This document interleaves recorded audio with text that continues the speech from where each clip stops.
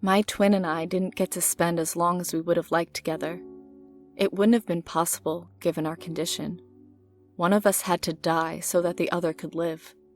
It wasn't an easy decision for our parents, but it was a necessary one.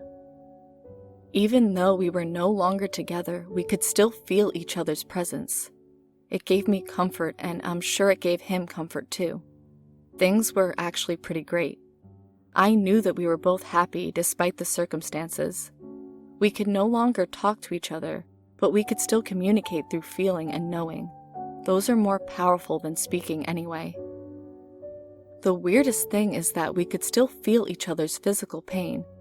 It was like an exaggerated case of phantom limb pain, which, knowing our previous condition, would totally make sense.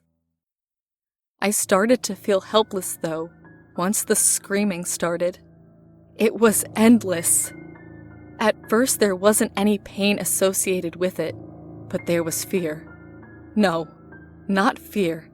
It was terror.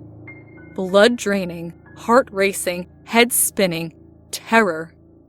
Terror accompanied by spine-tingling screaming.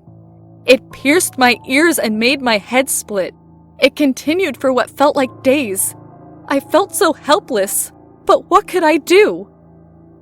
The pain was sharp when I first felt it. It wasn't isolated either. It was all over my body. It was like nothing else I had ever experienced before.